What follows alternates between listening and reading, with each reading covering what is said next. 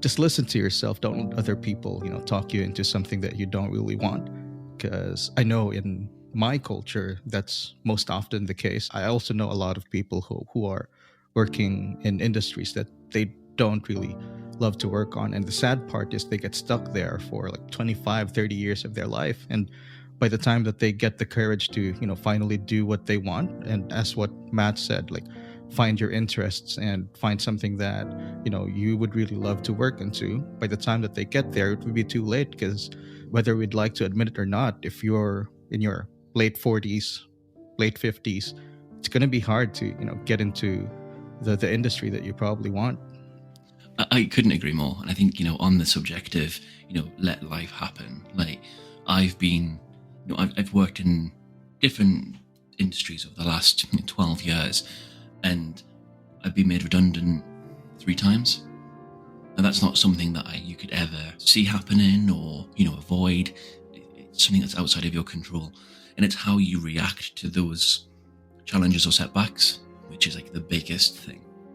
So I heard a really interesting quote from somebody I follow on Instagram, and they had said, if you fall over, you don't spend the rest of your life dragging yourself along. Stand back up and try and walk again.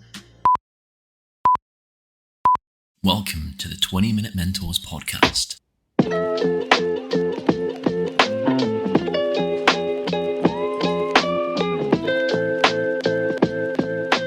Recorded in Clan by Perth Wing Ed Kun Welling King Droth Kun Lands and Go Yasili Go.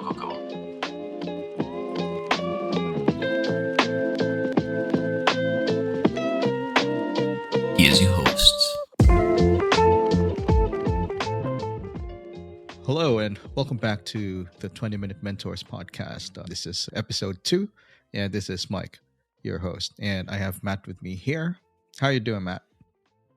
Yeah, really good, thank you. Really, really good. I think today's an exciting one for me because I'm really passionate about this particular topic, and yeah, I'm really keen to dive into today. Yeah, same here. I guess this is the first official episode after that introduction.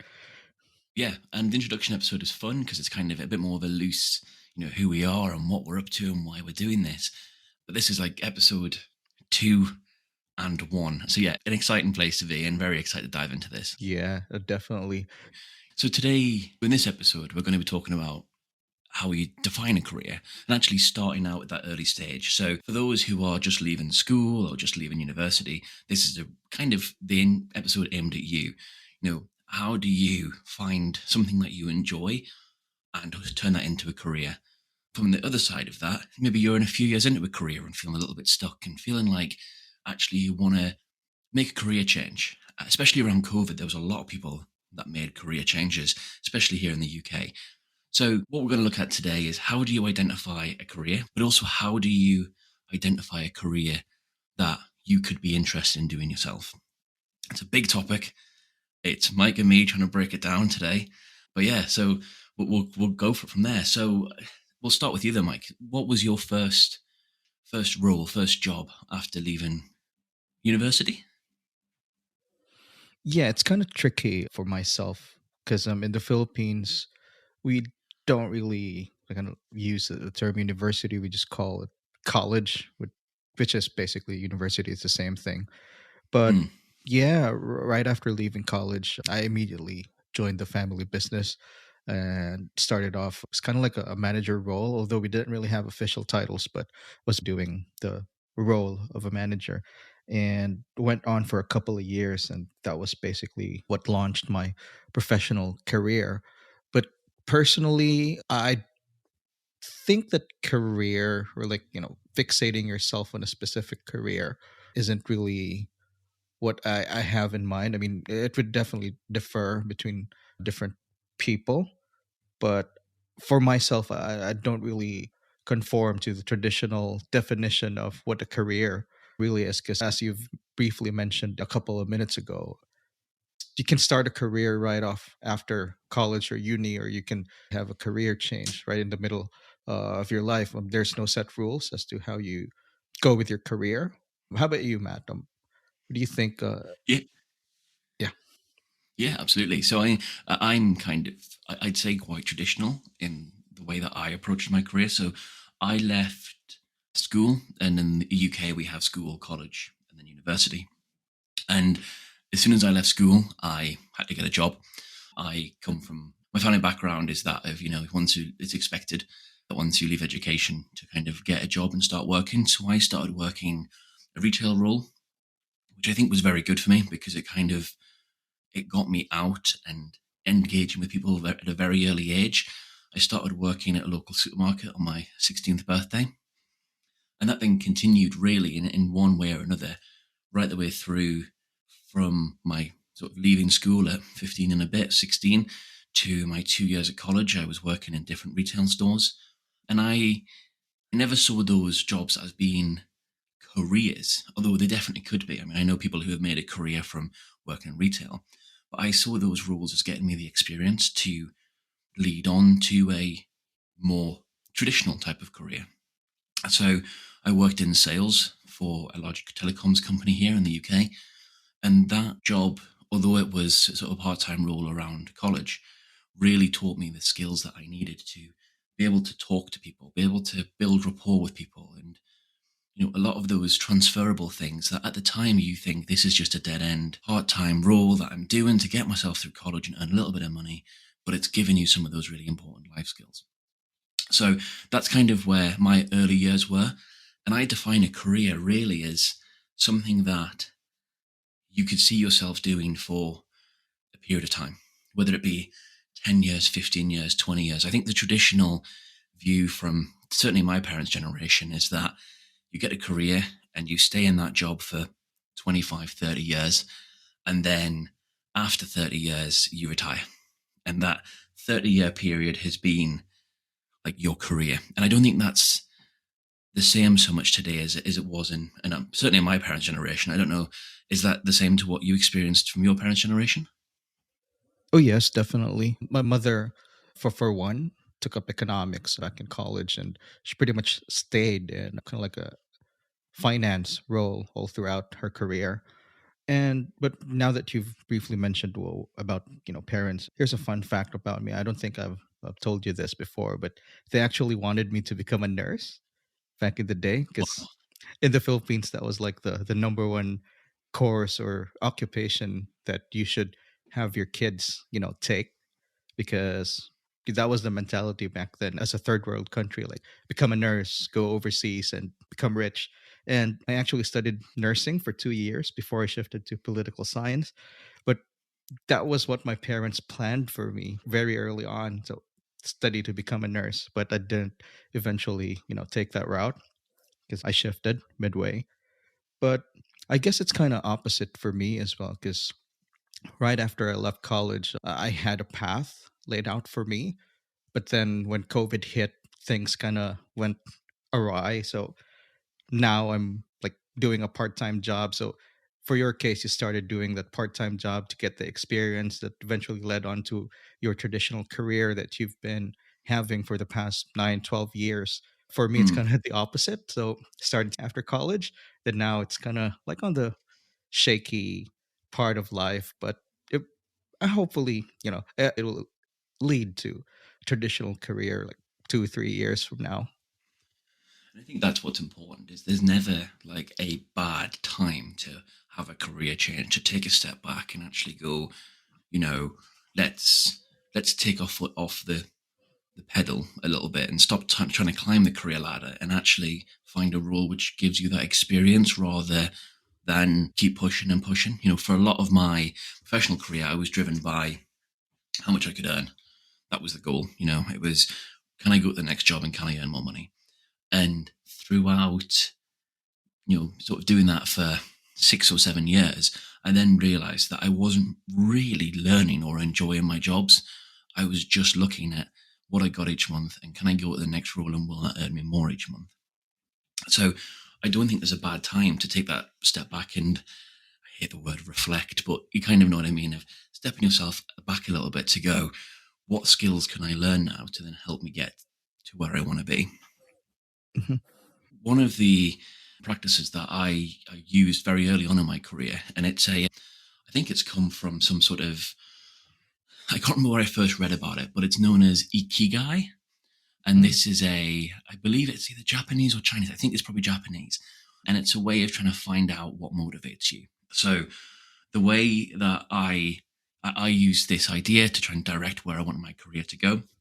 And the simplest way to do it, and you can do it in your heads or at home or on a bit of paper, is to essentially draw three circles that intersect with each other. So you've got circle on the left, circle on the right, and then circle sort of in the middle intersecting. mhm. And So it's in kind of like the a three-way Venn diagram, right? Exactly, that's the word I was looking for, a three-way Venn diagram. So in the left-hand side, you write down things that you're good at, essentially. So things that you believe or you've been told that you're good at. So for me, this would be problem solving. People keep telling me I'm good at problem solving, or mobile development, for example. Now, in the right-hand box of the Venn diagram, you'd put down things you love. So this doesn't have to be connected to work, but it can be things that you genuinely quite enjoy. So it could be gaming for me. I really, there's nothing I enjoy more than switching off in the day, turning the PlayStation on, and just disconnecting from the world. It could also be, learning. I'm a big reader and I love to learn things. So you have your top left with what you're good at, your top right with what you love, and then your bottom. This is where it gets a little bit more high level, unfortunately, but things that the world needs more of. And if you bear with me for a second, because it does sound a little bit sort of airy, this can be things like sustainability, education, Mhm. better access to transport, whatever it might be, whatever pops into your head. Now, when you've filled out these three intersections of a Venn diagram, you should then start to see some crossover between the different areas. By using this is how I established my first career, which was, the military. I looked at the things that I was good at, which was talking to people, which I'd established in my sort of time working in retail. The things that I loved being outdoors. I loved engaging with people. I loved being fit and healthy. And the things that the world needed more of in that time for me was, security and sort of defense. And when I did this diagram at home, and it's pronounced ikigai. I think I'm probably butchering that. It's Ikigai. When I did it at the time, it then kind of pointed me towards actually your crossovers are talking to people, keeping fit, need for security, wanting to be outdoors more. And that then led me to go, actually, what career can I look at which will give me all these things? And that's what led me initially into the army. Mhm. Now, when I came out of the army, it was a very similar exercise. So I looked at, what do I enjoy? Well, I enjoy talking to people still. That's a skill that I've still got and I still enjoy. But I'm now good at IT. It's a skill I've picked up while I've come out. So I I love building things. I love talking to people. I believe I'm good at talking to people, and I believe the world needs better accessibility to things. And then that's what then made me pivot into an IT career, because actually I can see that I want to educate people more. I want to kind of learn to take people on a journey with me. But I also have this underpinningness really of these are the things that I want to contribute. This is what I think I'm good at. This is what I love doing. And this is what the world needs. And that's how I help to kind of direct myself. Now, again, it's something which has come out of, I think it was a book I read a little while ago. It might not work for you as an individual, but for me, it really helped give me that direction of these are the areas you can go to. This is what you can look at. And these are where your skills sit. Your journey was slightly different, if I remember rightly, right? Because Mike, because you were working for your parents' business. Then what happened? What made you take that next step? Oh, yeah, for my case, I can't really say that the things that led to where I'm currently at was exactly what I had planned out for my life or what I thought was planned for me at that time. But I guess at this point, I could just say that life happened. Because while you were discussing about, the Ikigai method, which is actually, I think, a very popular one, especially in Asia, I've definitely Mm, heard of that term in the past. But however, my slight problem with that method and kind of identifying what you want to pursue as a career is actually the middle diagram, or as what you would say, the high level ones. Because yes, you can definitely try to identify what you think the world or your community needs. However, for some places, like for my case, the Philippines, opportunities are scarce. So Mm, I could definitely say like, okay, we need more transportation. We need, better sustainability measures. And that is a cause that most people are actually behind in nowadays. But when it comes to opportunities, depending on where you're located, it wouldn't really actually work. So just as a follow-up question to you, Matt, mm. considering that, we have this circumstance for other people where opportunities aren't really there for them, would you have like a recommendation or perhaps a suggestion as to like a watered down advice as to how one can possibly identify what career they want to pursue?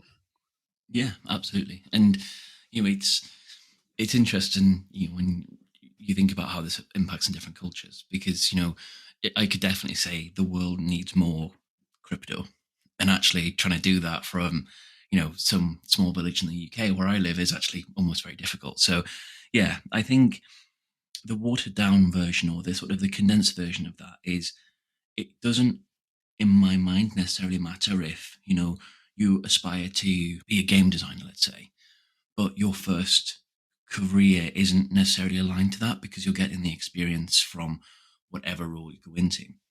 What I would do, and what I have done in the past, is I look for what I would enjoy and what I think my skills align to. So it doesn't necessarily always mean that I end up in the most perfect job fit for me, Mhm. but at least it helps me kind of find that role that I would be excited by. I think definitely between you and I, we've probably worked in roles where, we went into the job because we thought we'd enjoy it, or we went into the job because we thought we'd enjoy the industry.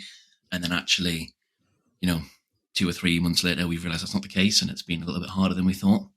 So I think, my watered down version of how you can identify what you want your first career to be, or what you want your first step to be, is definitely look for things that you're interested in 100%. That's kind of got to be there.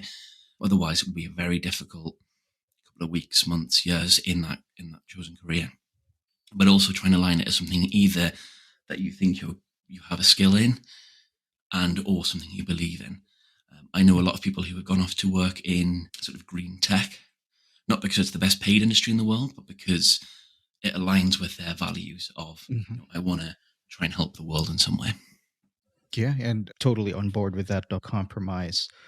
Because, yeah, my watered down version probably for the listeners out there is, just let life happen to you. I mean, you can plan out what you want to be 5-10 years down the line, but there's always going to be, mitigating circumstances that changes your situation along the way. But I think what's important there is, to have that North Star, or like, what you really ultimately want in your life, and then just go with the flow, I guess, having that concept in mind with you, and just let life happen. And eventually you'll get there with hard work and, by listening to this podcast, that will definitely help as well.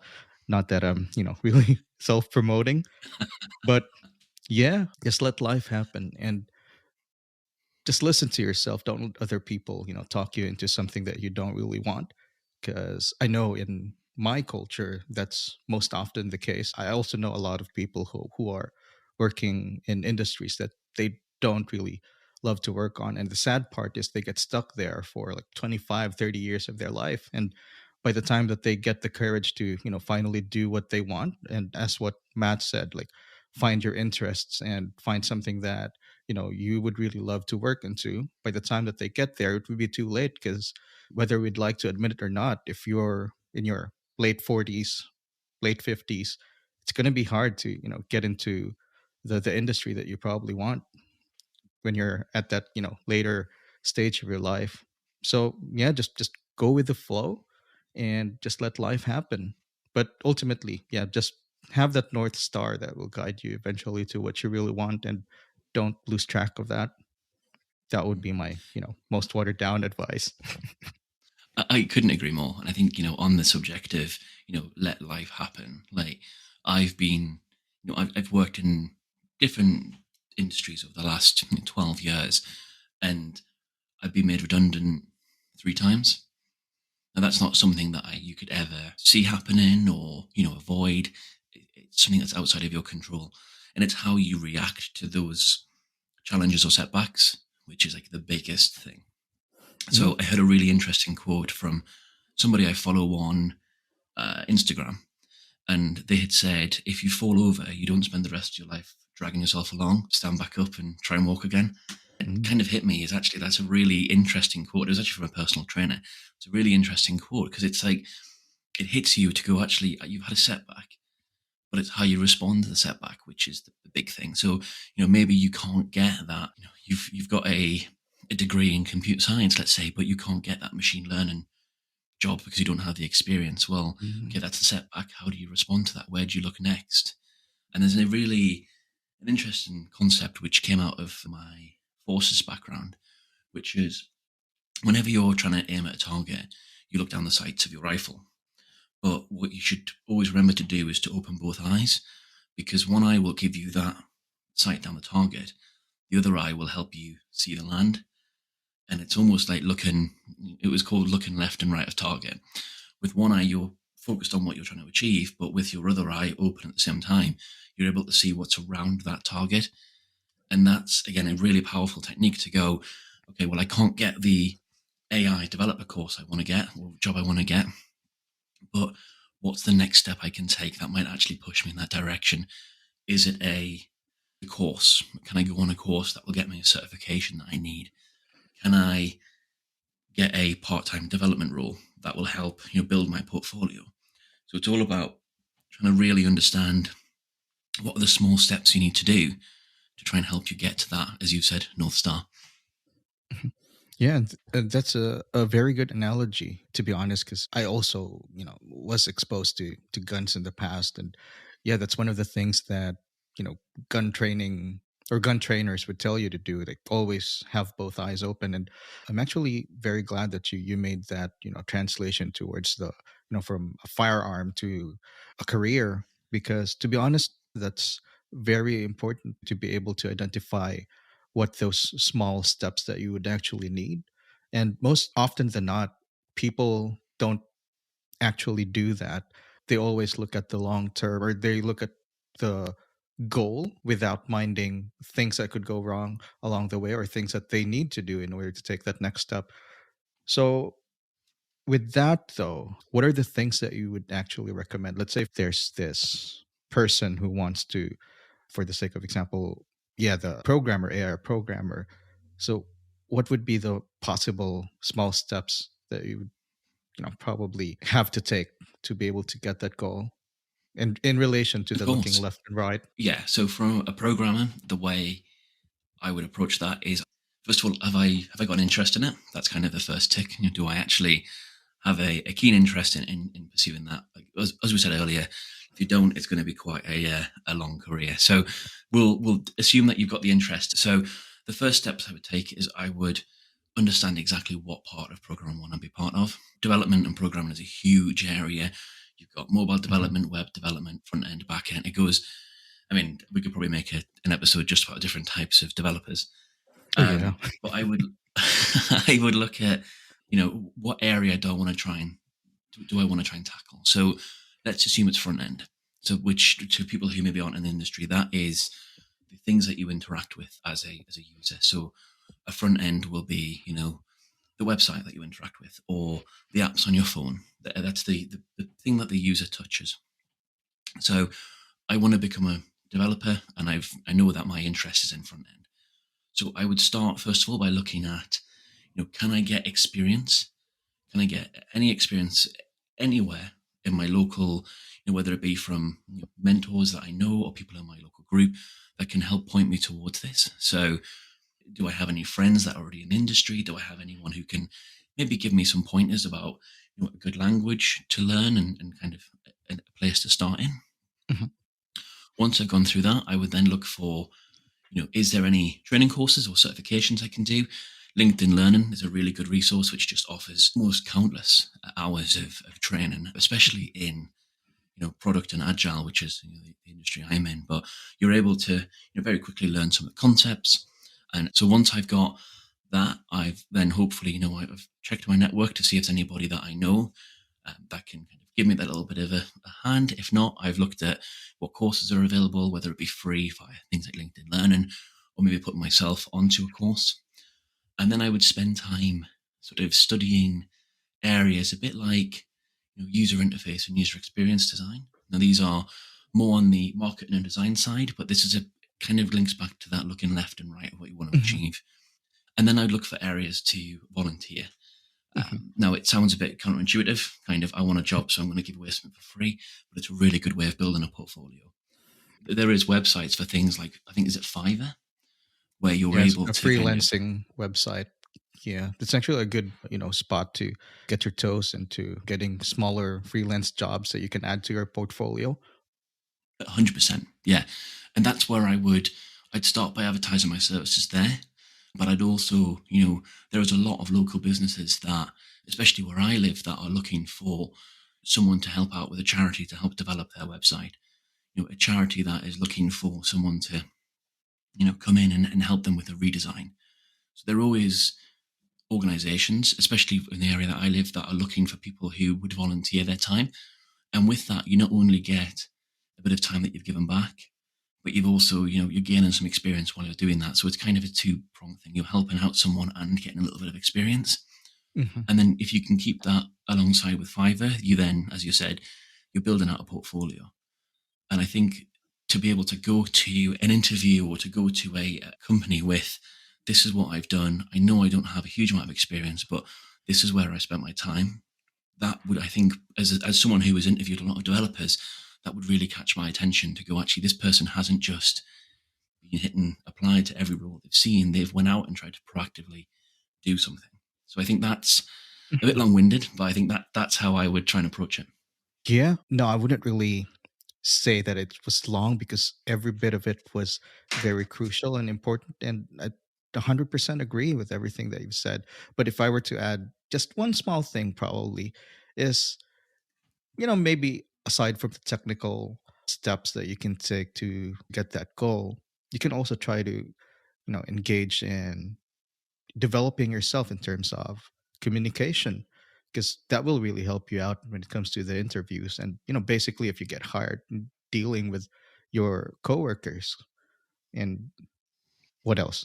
Yeah, I think that's it, communication, because that's one thing that's lacking in this community. Because the world nowadays, it's people are very isolated, and we've kind of lost that socialization aspect. So aside from developing your craft, your trade, also work on that very important part as a person, communication. I mean, I think that would be the only thing that would add to your comprehensive list of steps to get that foot forward. I think that's super important. And, it's one of the things that I feel very fortunate that I had the opportunity to learn to communicate to people. And you're absolutely right. I have, I've interviewed people in the past where Yeah, I the remember those communication, where you invited me. And that's actually where the suggestion came from, because you've invited me. I was fortunate enough to sit down on those interview sessions. And yeah, there are a lot of it's, people who have very impressive profiles, very amazing portfolios. But when it comes down to the interview process, and which is actually a very part of, your career, the start of your career, then they would definitely flunk at that criteria. yeah. And I think, another really important piece is enthusiasm.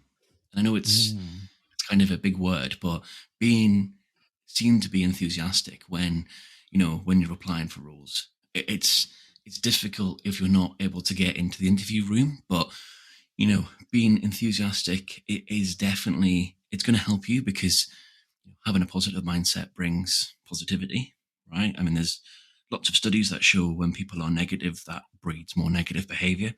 But by Mhm, being proactive and enthusiastic, that's really contagious. I've definitely hired people in the past where their experience hasn't been there, but actually, because I know that they're keen and enthusiastic and wanting to get involved, that to me has been enough to go, okay, you know what? I'll give them a try because they might not have that level of skill set or development yet, but they're enthusiastic and I know they'll learn. So I think that's another sort of a soft skill, if you will, that Mhm. is really quite helpful. Yes, and especially, in the customer service industry, enthusiasm, your soft skills, those are very important things in order for you to get hired.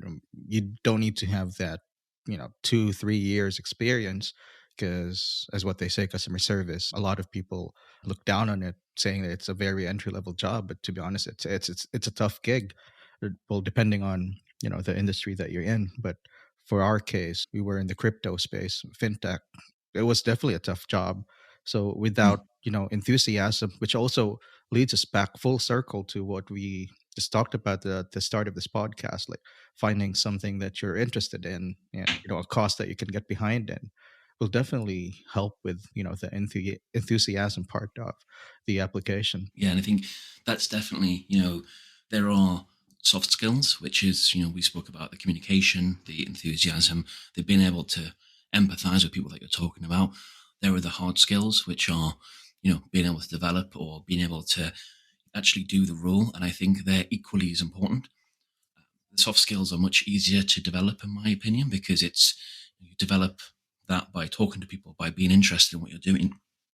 And I think a lot of businesses are very keen to see that and happy to support someone in learning those hard skills if they show the willingness and the openness to actually go through that. I think the only other thing I want to sort of tack on, I'm aware that we want to try and keep these punchy and short, is that we will link all of the resources that we spoke about. So the word I can never pronounce correctly, I think I did it at the beginning. The IKEA guy. Did I do that right, Mike? Yeah, I don't know Japanese as well, but yeah, you can just say ikigai. I mean, Right. If I say it with enough confidence, then I'm sure it'll be fine. So I'll link the resources down on Ikigai because I think, like I said, for me, that was a really powerful tool. And that will be in the show notes of this episode. What I will also do is link a few really helpful resources. So LinkedIn Learning being one of them for those who, maybe haven't set up a LinkedIn account yet. Really, really powerful resource with a lot of, it used to be Linda, I think. Then LinkedIn bought the company out and incorporated all their learning into that platform. There's also Salesforce Trailheads, which is a learning platform that's basically funded by Salesforce. Again, that's completely free, and that helps mm, you, again, train not just in Salesforce, but a lot of their courses are on the people skills, the soft skills, and you can really delve into whatever you want to learn. I learned a lot of my app development for Salesforce through the Salesforce mm. Trailheads program. So completely free. You sign up, and then it's quite quirky and fun. It directs you through a passage. So we'll make sure those are in the show notes. But I think, in the interest of keeping this short and sweet, that's all I've got, Mikey. Anything from you?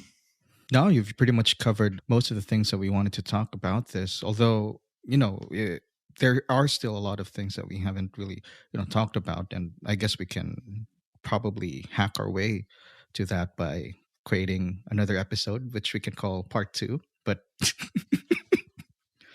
Number two, part two. yeah, number two, part two. But just a little thing to add about online courses that you briefly touched on. If you're not aware, most major Ivy League universities also have these online platforms like edX, where you get like valuable information or resources from, let's say, Harvard, Penn U, and all that other stuff that are sanctioned by actual university professors. Those are actually also good resources if you really want to get, that certificate course that you might want to add to your LinkedIn profile, which will boost your Mm. career or personal identity or credentials. Those will help as well. And yeah, you're right. I think we probably need to do a episode two, part two, to cover off because I think we scratched the surface on how to identify what you might want to do, but there's a lot more to sort of to pull out and talk about here. Yeah. I think it's about time. As early as now, we'd probably want to think about renaming the podcast as 1 Hour Mentors. I think that, yeah, absolutely. Cool. The podcast is a conversation between Mike and I, but we also, want you guys to be involved in the conversation with us. So, as always, we'll leave a way of contacting us in the show notes. If you have any questions, comments, concerns, different opinions, thoughts, anything that you want to share with us, you can do that down below. But for now, we will I know we've probably definitely gone over 20 minutes, but for now, we will leave this episode here. We'll do a part two to wrap the rest up. Mikey, over to you. Oh, what Matt said. Adios, folks. Thanks for listening in. This is the 20 Minute Mentors podcast. Thanks a lot, guys.